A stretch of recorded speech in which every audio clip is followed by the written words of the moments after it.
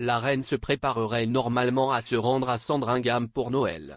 Mais avec le resserrement des règles de Covid, comment sa première fois marquant les vacances sans son défunt mari le prince Philippe à ses côtés pourrait être en danger.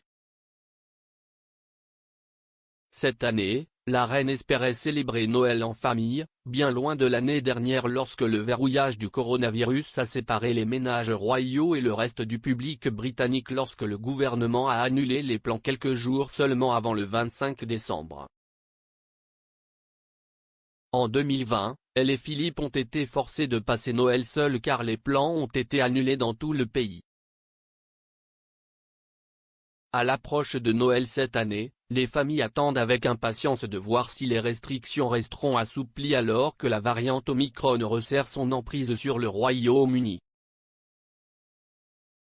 La reine prévoit de passer Noël 2021 avec sa famille dans son domaine de Norfolk, Sandringham.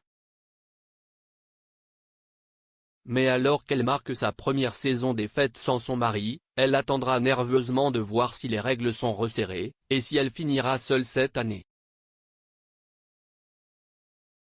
Mais comment la reine célébrera-t-elle Noël si les plans peuvent aller de l'avant?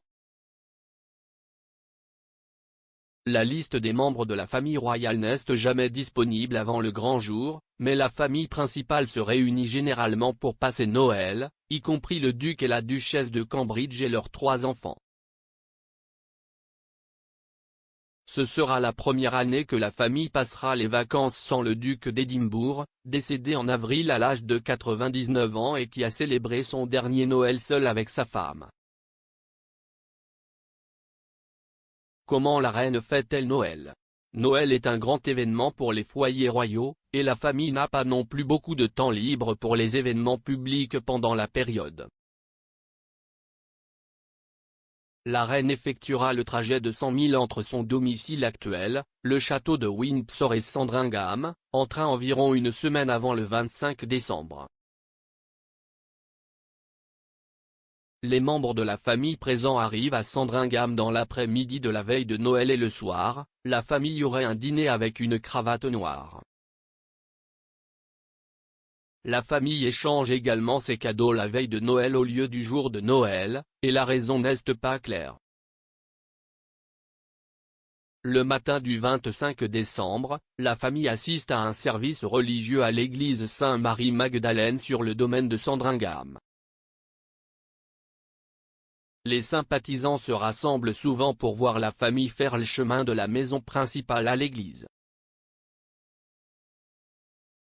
La famille se serait également réunie pour regarder la reine prononcer son discours de Noël annuel, une tradition depuis son accession au trône en 1952. Le discours de l'année dernière était particulièrement poignant compte tenu de la crise des coronavirus, le monarque déclarant que la pandémie nous a rapprochés malgré les difficultés généralisées qu'elle a causées. Elle a déclaré, bien sûr pour beaucoup, cette période de l'année sera teintée de tristesse, certains pleurant la perte de ceux qui leur sont chers et d'autres des amis et des membres de la famille disparus éloignés pour la sécurité, alors que tout ce qu'ils veulent vraiment pour Noël est un simple câlin ou une pression de la main. Si vous êtes parmi eux, vous n'êtes pas seul, et laissez-moi vous assurer de mes pensées et de mes prières. On pense que ce Noël est la première fois que la reine revient à Sandringham depuis la mort de son mari.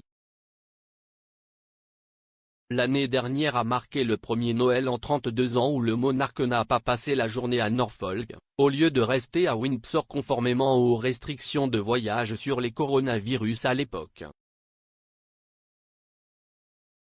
Sa première visite est particulièrement poignante car Sandringham est l'endroit où le duc d'Édimbourg a choisi de vivre une grande partie de ses dernières années après sa retraite en 2017. Le duc vivait dans un chalet appelé Wood Farm lorsque la reine n'était pas en résidence et a passé Noël jusqu'en février avec sa femme vivant dans la maison principale.